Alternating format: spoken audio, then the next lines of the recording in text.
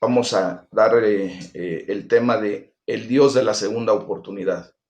Y para esto, pues vamos a iniciar, mis amados hermanos.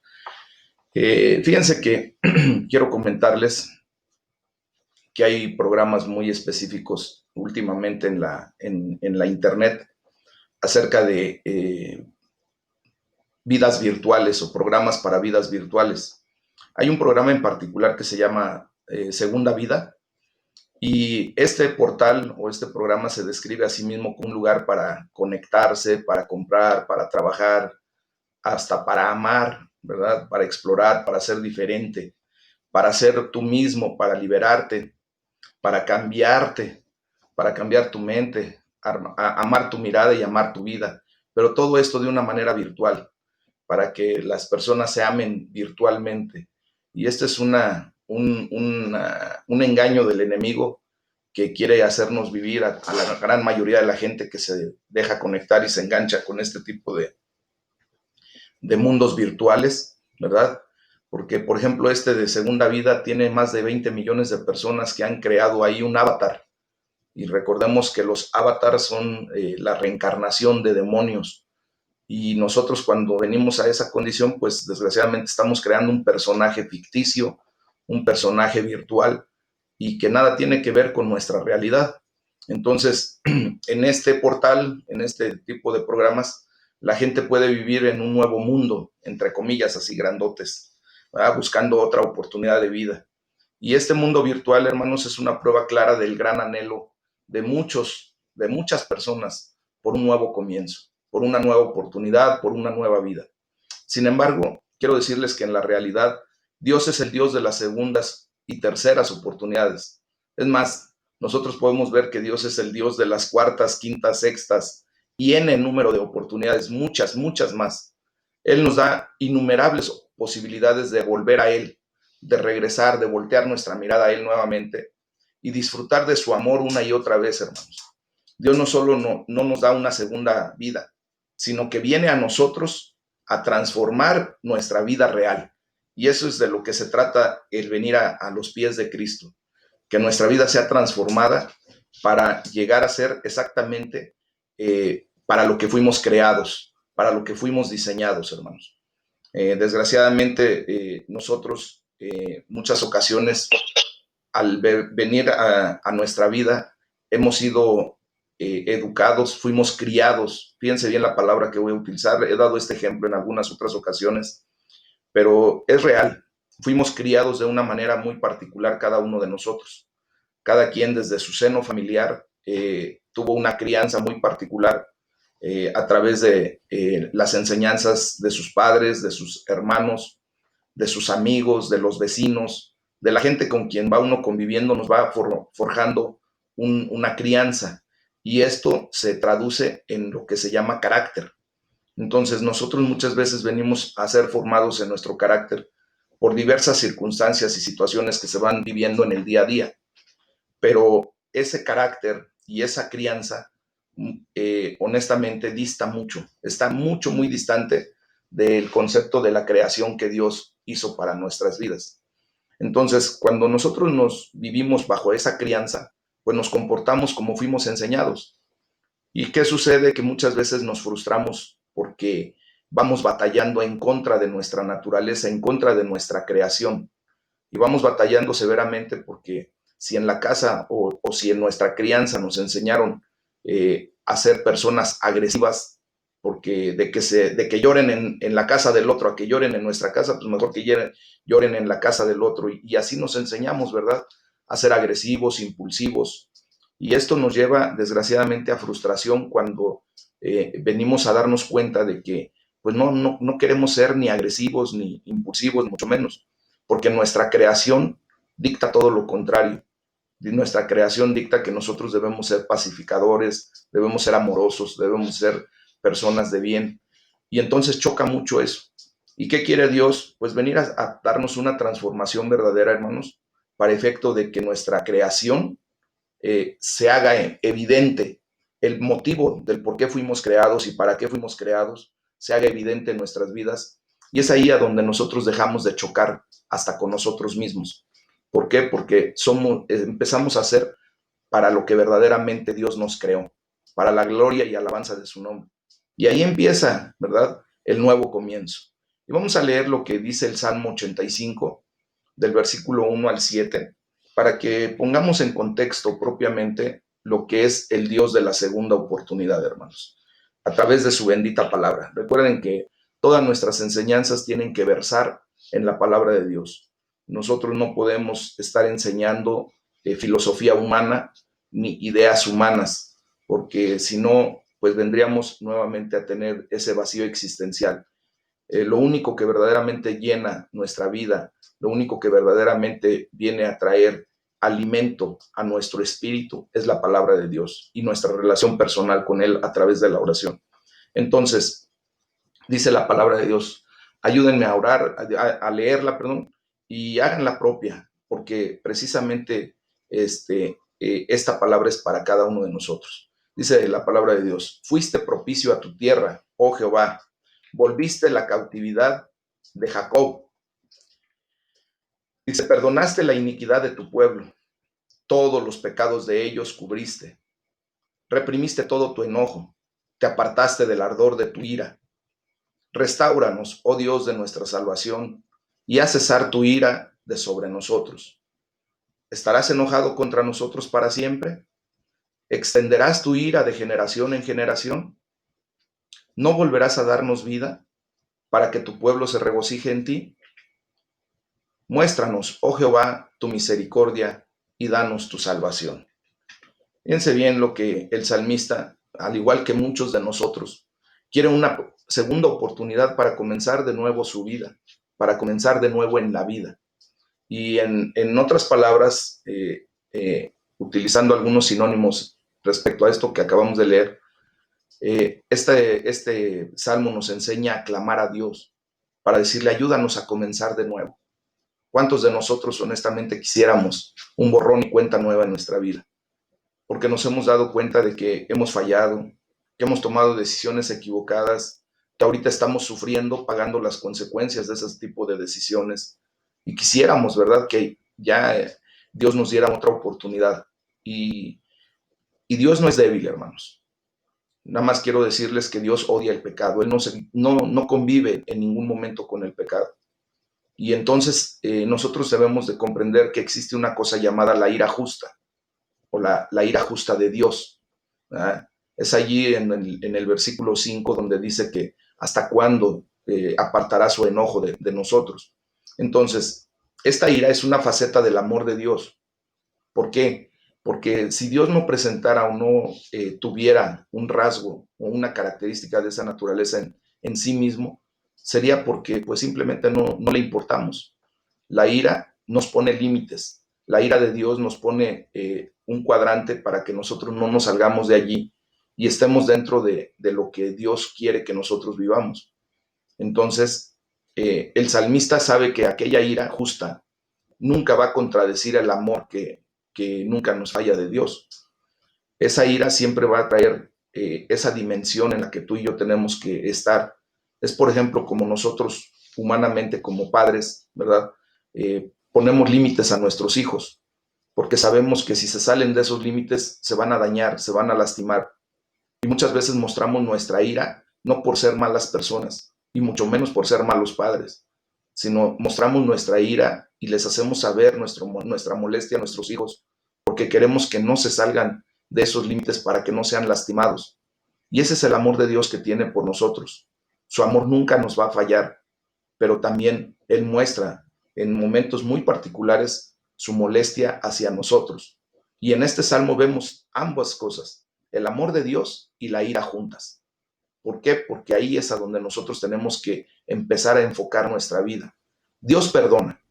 Vemos ahí en el versículo 2 y 3 que acabamos de leer, como dice el salmista, perdonaste la iniquidad de tu pueblo, o sea, hasta los pecados generacionales del pueblo, ¿verdad? Dice, y cubriste todos sus pecados. Y dice también, y contuviste durante un tiempo el ardor de tu ira. Entonces, cuando tú y yo nos volvemos a Dios, hermanos, Él nos restaura y nos revive a través de su amor inagotable, como lo vimos en el versículo 7. El salmista sigue orando, ¿verdad? Y así como tú y yo tenemos que seguir orando constantemente, diciéndole, restáuranos una vez más, danos una segunda oportunidad, dame otra oportunidad para resarcir el daño que cometí. ¿Verdad? Porque la pregunta sería, ¿acaso no volverás a darnos vida nueva? Dios quiere darnos una vida nueva constantemente, hermanos.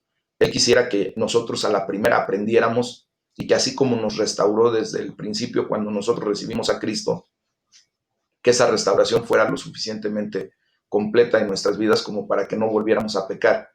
El grave problema, hermanos, es que desgraciadamente seguimos viviendo en este cuerpo físico, en este mundo. Y esta carne nos lleva nuevamente a tener equivocaciones, a hacer cosas que no son las correctas.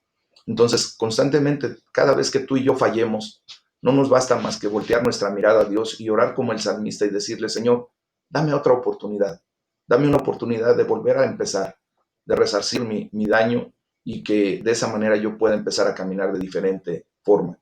Pero esto nos lleva, hermanos, a comprender que si Dios nos da una segunda oportunidad es para que tomemos consideración y no estemos cayendo en la misma piedra constantemente, sino que si ya entendimos que Dios nos perdonó, nos da la oportunidad de salir adelante después de haber cometido una falla, que esa falla no se repita o que se repita las menos veces posibles hasta que lleguemos, ¿verdad?, a una condición en donde podamos decir prueba superada, donde superemos ese tipo de falla. Entonces, aquí le podemos decir al Señor, gracias porque nos das tantas oportunidades, Señor. Gracias por restaurarnos. Gracias por reanimarnos. Gracias porque nos das la oportunidad hoy de volver a regocijarnos en ti, Señor. Entonces, eso es lo que nosotros debemos vivir en el día a día, hermanos, entendiendo que nuestro Dios es el Dios de la segunda oportunidad. Y esto nos lleva a comprender que debemos disfrutar de un cambio de vida radical, que debemos de verdad disfrutar el cambio de vida. Ese estilo de vida que tú y yo teníamos sin Cristo, pues nos trajo a vivir situaciones críticas, tomar decisiones erradas y ahora pagar las consecuencias. Recuerden que la palabra de Dios es muy clara y dice que nosotros no debemos engañarnos o autoengañarnos. Dice, no te mientas, Dios no puede ser burlado. Ciertamente lo que tú sembrares, eso cosecharás. Antes de venir a los pies de Cristo, hermano, nosotros sembrábamos la semilla corrupta, la semilla de corrupción a través de nuestros malos actos. Y nos equivocábamos constantemente. Entonces esa siembra va a traer una cosecha. Y tú y yo seguramente estamos cosechando todavía, ¿verdad? Desde un tiempo hacia acá, los resabios de lo que sembramos en su momento. Pero la gloria sea para nuestro Señor, porque a partir de que le conocemos empezamos a atender a su palabra y Él nos empieza a dar una semilla incorruptible, una semilla que no va a traer consecuencias negativas. Porque si tú y yo aplicamos lo que estamos aprendiendo, tú te vas a dar cuenta que vas a empezar a sembrar semillas correctas, palabra correcta, y va a llegar el momento en que tú vas a empezar a cosechar las bendiciones de Dios. Recuerden que cuando sembramos no inmediatamente sale un fruto. Naturalmente, si tú y yo sembramos ahorita alguna semilla de algún comestible, vamos a poner de un frijol, no podemos esperar que el día de mañana ya esté dando frijoles esa semilla o esa planta. Primero tendremos que esperar a que eche una pequeña raicilla, ¿verdad?, que brote. Y posteriormente tendremos que esperar a que salga el tallo, se le formen sus ramas, salgan hojas, posteriormente venga una flor, que se polinice y después venga el fruto. Y hasta después es que cosecharemos. Entonces, ahorita nosotros estamos en un proceso en el cual Dios nos está llevando para que en un futuro muy próximo, porque también Dios tiene la capacidad de acelerar nuestros procesos en relación a cómo tú y yo podemos atender a su palabra y reaccionar a su palabra.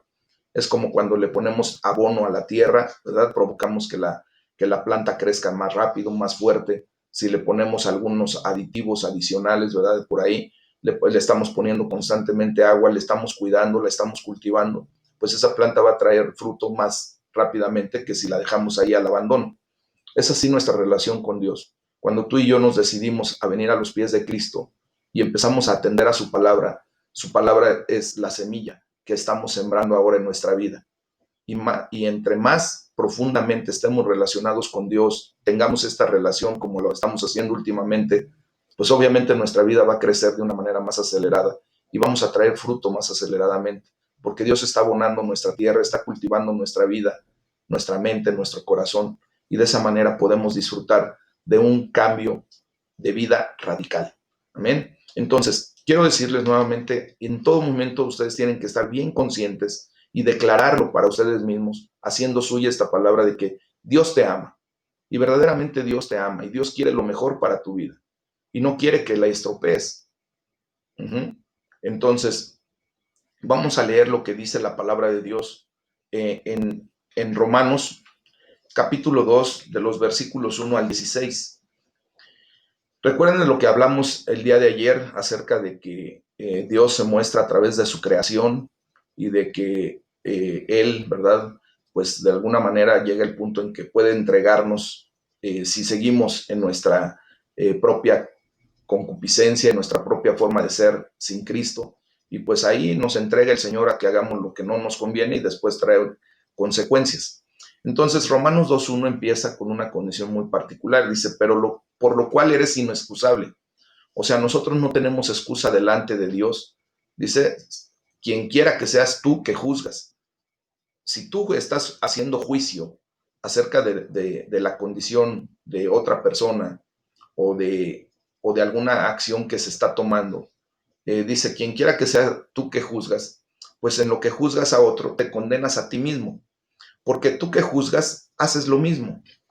Dice, mas sabemos que el juicio de Dios contra los que practican tales cosas es según verdad. Y piensa esto, oh hombre, tú que juzgas a los que tal hacen y haces lo mismo, ¿que tú escaparás del juicio de Dios? ¿O menosprecias las riquezas de su benignidad, paciencia y longanimidad, ignorando que su benignidad te guía al arrepentimiento?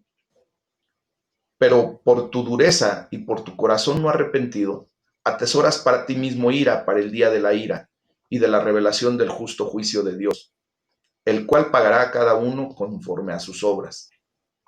Vida eterna a los que, perseverando en bien hacer, buscan gloria y honra e inmortalidad. Pero ira y enojo a los que son contenciosos y no obedecen a la verdad, sino que obedecen a la injusticia. Tribulación y angustia sobre todo ser humano que hace lo malo, el judío primeramente y también el griego. Pero gloria y honra y paz a todo el que hace lo bueno, al judío primeramente y también al griego. Dice, porque no hay acepción de personas para con Dios, porque todos los que sin ley han pecado, sin ley también perecerán, y todos los que bajo la ley han pecado, por la ley serán juzgados. Porque no son los oidores de la ley los justos ante Dios, sino los hacedores de la ley serán justificados.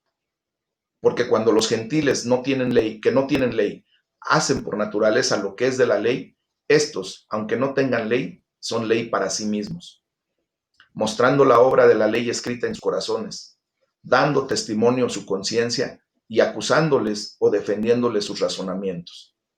En el día en que Dios juzgará por Jesucristo los secretos de los hombres conforme a mi evangelio, dice la palabra de Dios.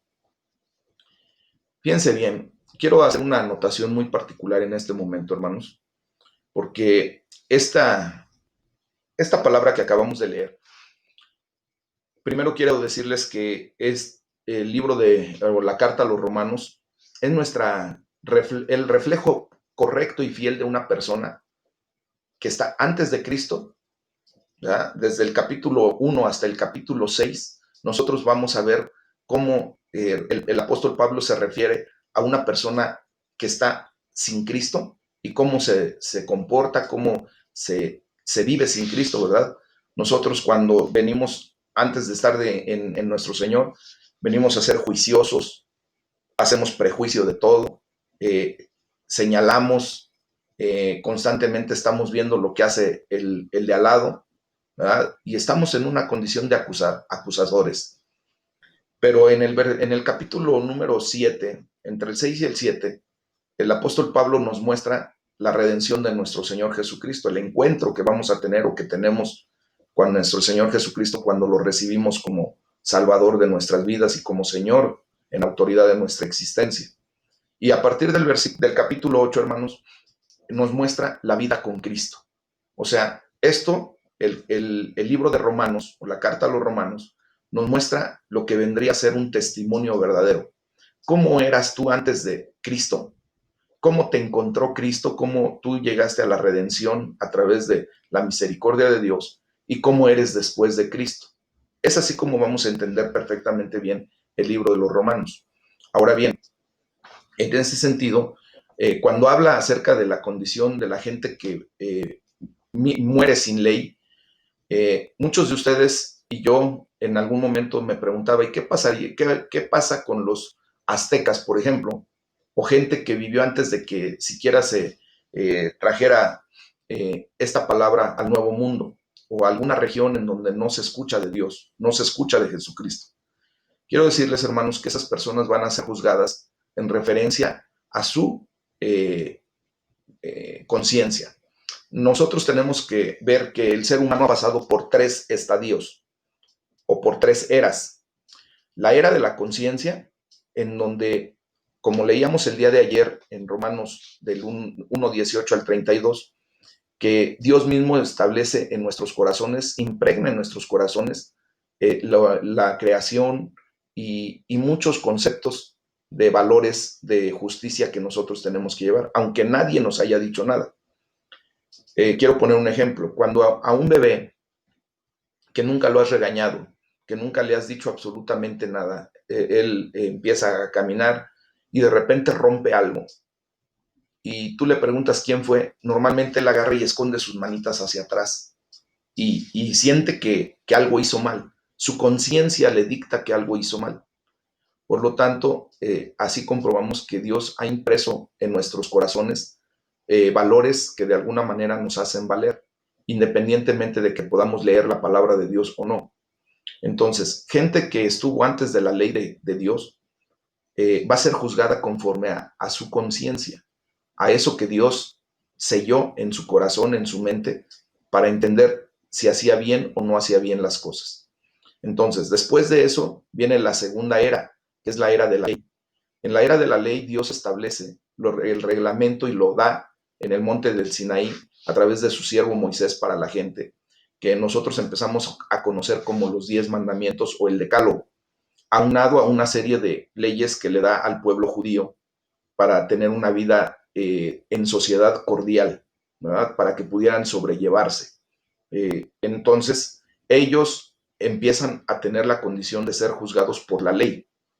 Y después nosotros, la gente que no conocíamos de la ley de Dios, pero que dentro de nuestro ambiente, de nuestra sociedad, se estipulan leyes y nosotros nos tenemos que sujetar a esas leyes. Entonces, a un azteca, antes de conocer la palabra de Dios, una persona que nunca conoció la palabra de Dios, cuando llegue delante de la presencia del Señor, Dios le va a hacer cuentas. Le va a decir, a ver, tú hiciste esto dentro de las leyes de tu sociedad. ¿Sabías que no tenías que robar? Y esa persona va a decir, sí. ¿Robaste? Sí, señor. Tache. ¿Sabías que no tenías que adulterar? Sí, señor. ¿Adulteraste? No. Palomita.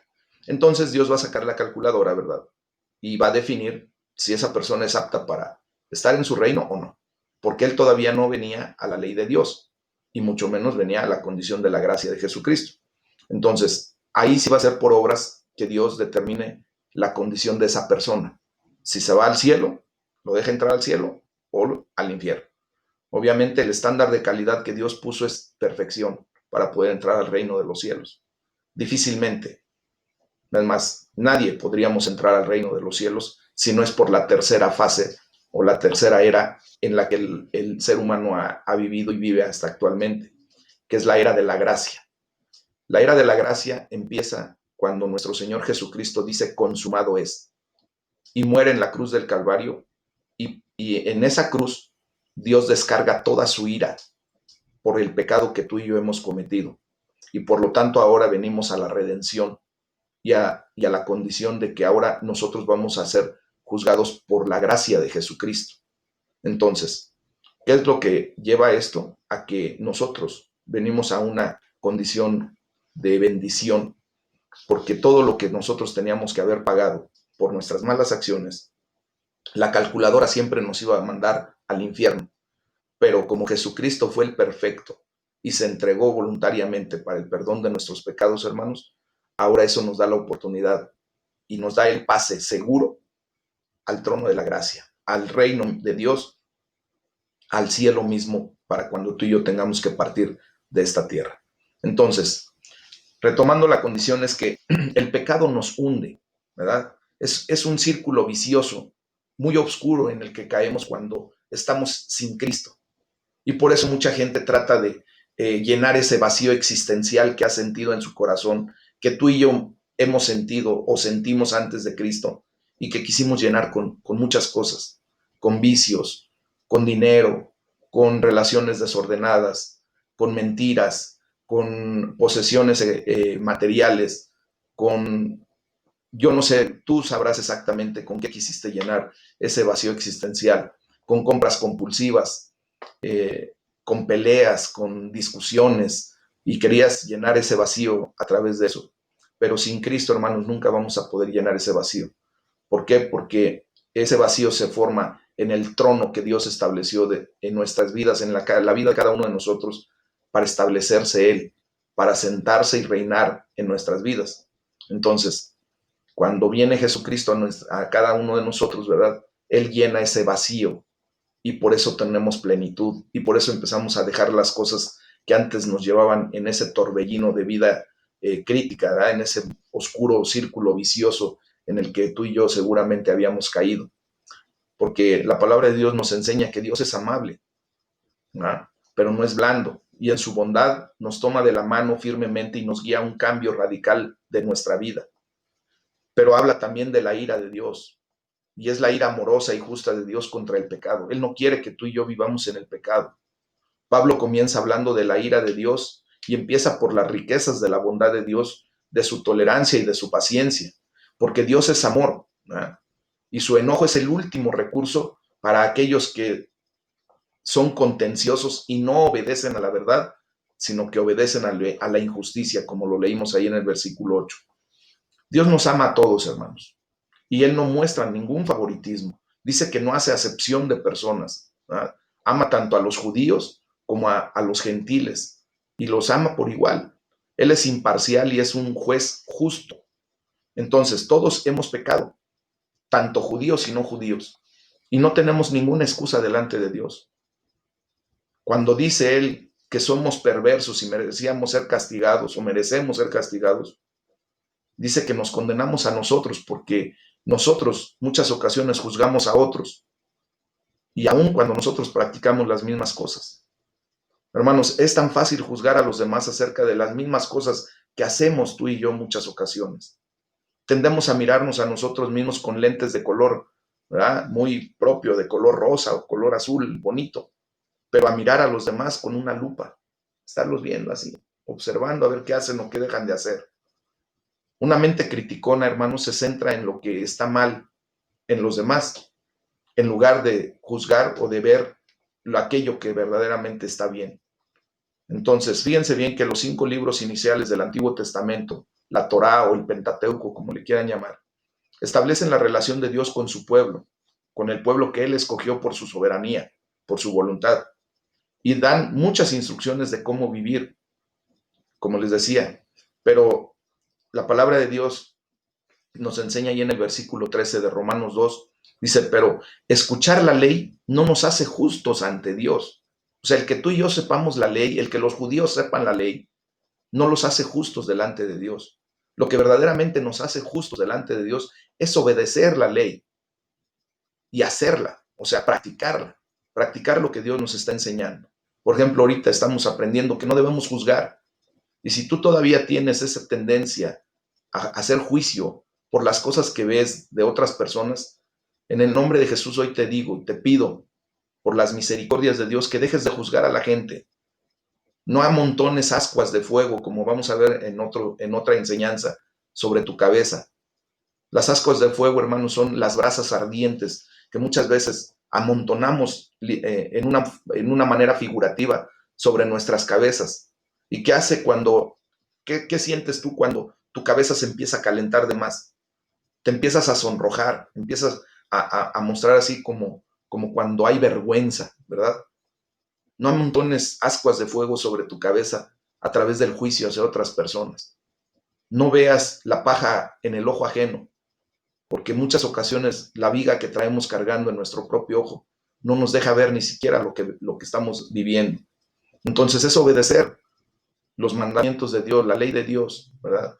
Y así que todos nosotros seremos juzgados por lo que sabemos, hermanos. Para que algunos, la medida, ¿verdad? Para algunos, perdón, propiamente, la medida será la ley de Dios, como les decía hace ratito, pero para otros será su conciencia. En el versículo 15 acabamos de leer que su propia conciencia y sus propios pensamientos o los acusan o bien les indican que están haciendo lo correcto. ¿Qué te indica tu conciencia cuando tú estás haciendo las cosas? Muchas veces, honestamente, hermanos, nuestra propia conciencia nos está diciendo, hey, para, estás mal, pero nuestra carne, ¿verdad? Nuestros malos deseos, nuestra tendencia a pecado, hace a un lado nuestra conciencia y seguimos actuando incorrectamente. ¿Cuántas veces tú sientes que vas a decir groserías? Porque sabes, quienes salimos de esa condición, yo fui criado de una manera en donde la mayoría de mis familiares dicen groserías, pero yo ya sabía cuando iba a empezar a decir groserías. Yo sé exactamente cuándo voy a empezar a hacer eso. Entonces mi conciencia de inmediato ya me activa. Hoy tengo la gran bendición de poder tener una plática con ustedes, esta charla, por más de 2, 3, 5 horas, prácticamente pasarme todo el día platicando sin la necesidad de tener que decir una sola grosería, cuando antes no podía hablar sin estar con esa condición. Dios ha transformado mi vida y Dios puede transformar la tuya en ese sentido. Y no solo las groserías. ¿Cuántas veces tú sabes que vas a mentir antes de empezar a mentir? Y tu conciencia te dicta, ya ahorita, y no solo tu conciencia, el Espíritu Santo de Dios que ahora vive en ti, redarguye tu condición y te saca la tarjeta amarilla y te dice, hey, una amonestación, ya sabes que tú no debes de mentir, ya sabes que tú no debes de juzgar, ya sabes que tú no debes decir groserías, ya sabes que tú no debes hacer esto. ¿Verdad? Y no porque la iglesia o porque el pastor o los líderes te impongan una condición de vida, no, porque Dios está queriendo que tú seas libre de todo eso. Entonces, todos necesitamos arrepentirnos, hermanos. Todos necesitamos venir a caer a la realidad de lo que estamos viviendo y en cuanto lo estemos viviendo, cuando hayamos cometido alguna incorrección, alguna cosa que no es correcta, simplemente tenemos que acogernos a la bondad de Dios, que está destinada a guiarnos al arrepentimiento, a hacer teshuvá. Y en el momento en que tú y yo nos arrepentimos y nos volvemos a Dios, que eso es lo más interesante. El arrepentimiento quiere decir, si yo voy en la dirección que me va a llevar al fracaso, a la derrota, al dolor, el arrepentimiento me dice que voy a cambiar completamente la dirección y volverme a Dios para tener una vida de victoria, una vida de amor, una vida de plenitud. Entonces, cuando nos volvemos a Dios, Él nos da la siguiente oportunidad y nos da la posibilidad de una buena, nueva vida, hermanos. El arrepentimiento no es solo para apartarnos del pecado, sino es para volvernos verdaderamente a Dios. Esa es la condición que Dios quiere. Él es el que desea, el que anhela, ¿verdad? Que tú y yo nos volvamos a Él. Quiero dar una anécdota y con esto terminamos el día de hoy. Fíjense bien que, ¿qué les parecería a ustedes? Vamos a poner dos hipótesis para efecto de ilustrar lo que quiero decirles. Imagínense que cada uno de ustedes le puede traer un súper regalo a su hijo amado. Y en estos tiempos, pues, estas tabletitas, ¿verdad? Son como que las más preciadas. Imagínese usted que le regala una tableta a su hijo. Y voy a poner dos hipótesis y decida cuál es la mejor, lo mejor que usted quisiera vivir con respecto a su hijo. Imagínese que usted le entrega esta tableta a su hijo y le dice, mira hijo, aquí está este regalo, puedes usarlo y te lo dejo. Y empieza el hijo a ver la tableta y empieza a descargar un juego muy particular, ¿verdad? Que le gusta mucho y empieza a jugar. Y la primera hipótesis es que de repente usted va con el hijo y le dice, oye, ya apaga ese aparato, vamos a comer. Y el hijo responde de esta manera, espérame, ahorita estoy muy ocupado, estoy bien entretenido con este juego y no lo puedo dejar. dame chance, ahorita voy para allá. Y usted en amor dice, bueno, ok. Y se regresa usted al comedor, empiezan a comer, se da cuenta de que su hijo ni pero por equivocación va. Regresa usted después de un tiempo y le vuelve a decir, oye, ya deja ese juego, está bien, ¿qué te pareció? No, pues me gustó mucho y quiero seguir jugando. Y entonces empieza a ver que ese hijo se involucra tanto en el juego, en ese regalo que usted le dio, que ha roto su relación con usted y con toda la familia. Quiere estar ahí en esa condición. Y aunque usted le hable, aunque usted le llame, él dice, no, yo quiero seguir aquí.